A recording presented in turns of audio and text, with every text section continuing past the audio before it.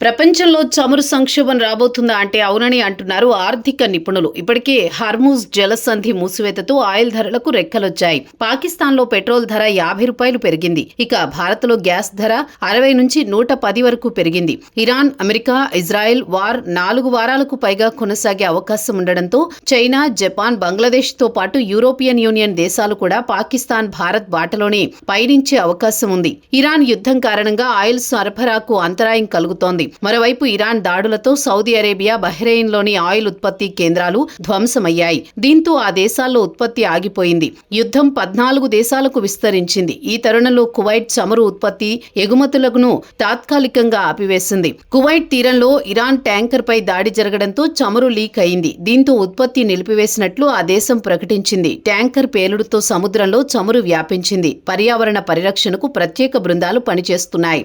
Oil ఉత్పత్తి దేశాల కూటమి ఒపెక్ కువైట్ 5వ అతిపెద్ద ఉత్పత్తిదారు.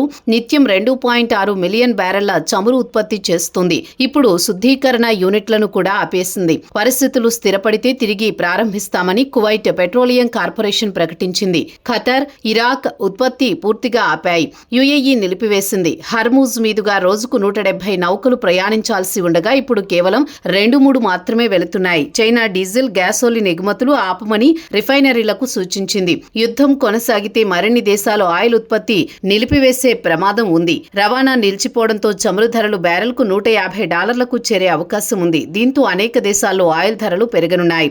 ఆసియా శుద్ధీకరణ కేంద్రాలు ఆధారపడిన గల్ఫ్ దేశాల చర్యలు సంక్షోభానికి దారితీస్తాయి.